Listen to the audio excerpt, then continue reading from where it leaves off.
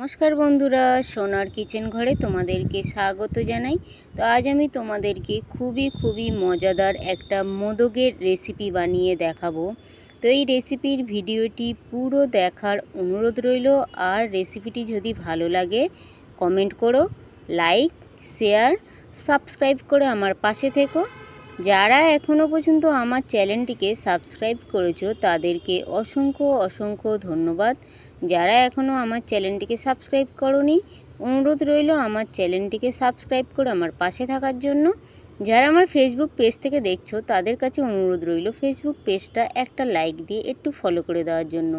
তো রেসিপিটি বানানোর জন্য এখানে দেখো আমি গ্যাসের মধ্যে কড়াই বসিয়ে দিয়েছি। ওই কড়াইয়ের মধ্যে আমি একটু ঘি দিয়ে দিলাম।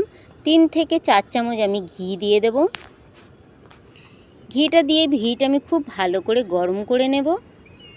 তো এখানে দেখো ঘিটা কিন্তু খুব ভালোভাবে গরম হয়ে গেছে। ঘিটা গরম হয়ে যাওয়ার পরে ওই ঘিয়ের মধ্যে বাদাম দিয়ে দিলাম। একটু কাজু বাদাম নিয়েছি, একটু কাঠবাদাম নিয়েছি, আর একটু আমি পেস্তা বাদাম নিয়েছি। এবার এই বাদামগুলো হালকা করে একটু আমি ভেজে নেব। তোমাদের কাছে যদি শুধু কাজু বাদাম থাকে তোমরা কিন্তু সেটাও দিয়েও করতে পারো। বাদামগুলো দেখো আমি হালকা করে ভেজে নিলাম। ভেজে নেওয়ার পরে এবারে বাদামগুলো আমি তুলে নিলাম।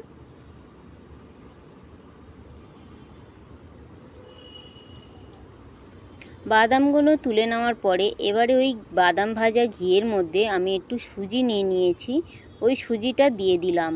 সুজিটা দিয়ে আমি গ্যাসটা কমিয়ে 7 থেকে 8 মিনিট আমি খুব ভালো করে সুজিটা ভেজে নেব। তবে একদম লাল করে ভাজবো না, গ্যাসটা একদম কমিয়ে দিয়ে এরকম নাড়াচাড়া করে আমি 7 থেকে 8 মিনিট ভালো করে ভেজে নেব, যাতে সুজির কাঁচা গন্ধটা চলে যায় আর সুজিটাও ভালো করে ভাজা হয়ে যায়। তো এইভাবে নাড়াচাড়া করে আমি 7 থেকে 8 মিনিট খুব ভালো করে সুজিটা ভেজে নেব। মোদক তো তোমরা অনেকে অনেক রকমভাবে বানাও। আজ আমি সামান্য কিছু উপকরণ দিয়ে খুবই সুন্দর একটা সুস্বাদু মোদক বানাবো। তো এখানে দেখো সুজিটা কিন্তু আমার নাড়াচাড়া করে ভাজা হয়ে এসছে। আর কিন্তু খুব বেশি ভাজবো না আমি। এখানে দেখো সুজিটা আমার হালকা করে ভাজা হয়ে গেছে। এবারে আমি গ্যাসটা বন্ধ করে দেব।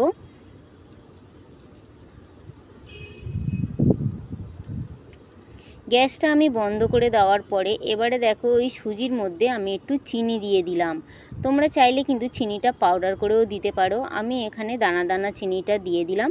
চিনিটা দিয়ে আমি খুব ভালো করে সুজিটার সঙ্গে নাড়াচাড়া করে মিশিয়ে নিলাম। যেহেতু সুজিটা গরম আছে আর কড়াটাও গরম আছে, এই গরমে কিন্তু চিনিটা অনেকটা মেল্ট হয়ে যাবে। চিনিটা দেওয়ার পরে খুব ভালো করে নাড়াচাড়া করে নিয়ে আমি 10 থেকে 15 মিনিট ঢাকা দিয়ে রেখেছিলাম, যাতে চিনিটা খুব ভালো করে মেল্টও হয়ে যায় আর সুজিটা ঠান্ডা হয়ে যায়। তো 10 থেকে 15 মিনিট পরে এখানে দেখো আবারও আমি ফিরে এসেছি। এবার সুজিটা আমি নাড়াচাড়া করে দেখলাম চিনিটা কিন্তু অনেকটা ভালোভাবে মেল্ট হয়ে গেছে।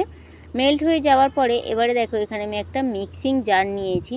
ওই মিক্সিং জারের মধ্যে আমি আগে দিয়ে যে বাদাম ভেজে রেখেছিলাম ওই বাদামটা একটু আমি গুঁড়ো করে নিলাম। তোমরা চাইলে কিন্তু কেটেও নিতে পারো। আমি মিক্সির মধ্যে দিয়ে একটু গুঁড়ো করে নিলাম, তবে একদম কিন্তু পাউডার করে নিইনি, একটু দানা আছে ওইভাবে আমি বাদামটাকে গুঁড়ো করে নিলাম। বাদামটা গুঁড়ো হয়ে যাওয়ার পরে ওই বাদাম পেষা মিক্সির জারের মধ্যে আমি যে সুজি আর চিনিটা রেখেছিলাম ওই সুজি আর চিনিটা আমি দিয়ে দিলাম। দেওয়ার পরে দেখো এই সুজির মধ্যে আমি একটু এলাচের যে দানাটা হয় ওই দানাটা দিয়ে দিলাম। একটু আমি গুঁড়ো দুধ দিয়ে দিলাম। দিয়ে এবারে খুব ভালো করে একটা পাউডার তৈরি করে নেব। এখানে দেখো খুব ভালোভাবে আমার এখানে পাউডারটা তৈরি হয়ে গেছে। আর যেহেতু আমি ঘি দিয়েছিলাম যার জন্য কিন্তু সুজিটা একদম কিন্তু এইভাবে এসছে। তো এইভাবে কিন্তু পুরো সুজিটা আমি এইভাবে পিষে নেব। তো এখানে দেখো আমার পেষা হয়ে গেছে। আমি একটা প্লেটের মধ্যে নিয়ে নিয়েছি। নেওয়ার পরে দেখো আমি যে আগে দিয়ে বাদামটা গুঁড়ো করে রেখেছিলাম ওই গুঁড়ো করে রাখা বাদামটা দিয়ে দিলাম। আরও 1 চামচ ঘি দিয়ে দিলাম। দিয়ে এবারে খুব ভালো করে আমি সুজি আর বাদামটা খুব ভালো করে মাখিয়ে নেব। খুব ভালোভাবে এইভাবে কিন্তু হাত দিয়ে মাখিয়ে নেব। সামান্য কিছু উপকরণ দিয়ে খুবই সুন্দর একটা মোদক তৈরি হয়ে যায়। তো এখানে দেখো আমার হাত দিয়ে খুব ভালোভাবে মাখানো হয়ে গেছে। আর এখানে দেখো একদম ডলা হয়ে যাচ্ছে। এইভাবে ডলা হয়ে গেলে তাহলে বুঝবে কিন্তু আমাদের মোদকের জন্য পুরোপুরি রেডি। তারপরে দেখো আমি এখানে মোদক বানানোর জন্য একটা মোল্ড নিয়ে নিয়েছি। ওই মোল্ডের মধ্যে আমি একটু বাদাম ছোট করে কেটে রেখেছিলাম ওই কাটা বাদামটা দিয়ে দিলাম। দিয়ে এবার আমি এই সুজির মিশ্রণটা আমি দিয়ে দেব। ভালো করে একটু হাত দিয়ে চেপে চেপে এই মোল্ডের মধ্যে দিয়ে দিতে হবে। তো এখানে দেখো আমি খুব ভালো করে কিন্তু হাত দিয়ে চেপে চেপে দিয়ে দিলাম।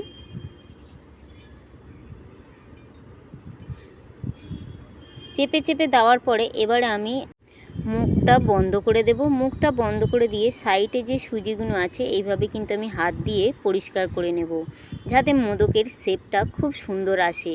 পিছন থেকেও আমি একটু দিয়ে দিলাম।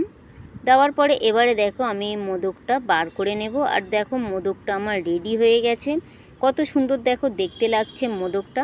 তো এইভাবে আরও একটা মোদক বানিয়ে আমি তোমাদেরকে দেখাবো। প্রথমে দেখো আমি মোল্ডের মধ্যে একটু আমি বাদাম কুচি দিয়ে দিলাম।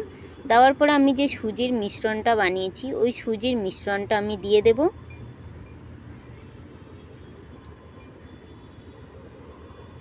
সুজির মিশ্রণটা দিয়ে মোল্ডটা এইভাবে বন্ধ করে হাত দিয়ে একটু চেপে দিলে খুব সুন্দরভাবে কিন্তু একটা শেপ চলে আসবে। তো এখানে দেখো আরও একটা আমি তোমাদেরকে করে দেখালাম। আর এখানে দেখো আরও একটা আমার রেডি হয়ে গেছে মোদক। তো এইভাবে পুরো মোদক আমি বানিয়ে নেব। এখানে দেখো আমার কিন্তু মোদকটা পুরো পরিবেশন করার জন্য রেডি। আর কত সুন্দর দেখো দেখতে লাগছে, খেতেও কিন্তু দুর্দান্ত লেগেছিল। খুবই সামান্য কিছু উপকরণ দিয়ে এই দুর্দান্ত একটা মোদক। তো তোমরা যদি আগে এইভাবে মোদক না বানিয়ে থাকো, একবার হলেও কিন্তু আমার মতন করে এইভাবে মোদক বানিয়ে দেখতে পারো। আশা করব ছোট থেকে বড় সবাইয়ের কিন্তু ভীষণ ভীষণ ভালো লাগবে।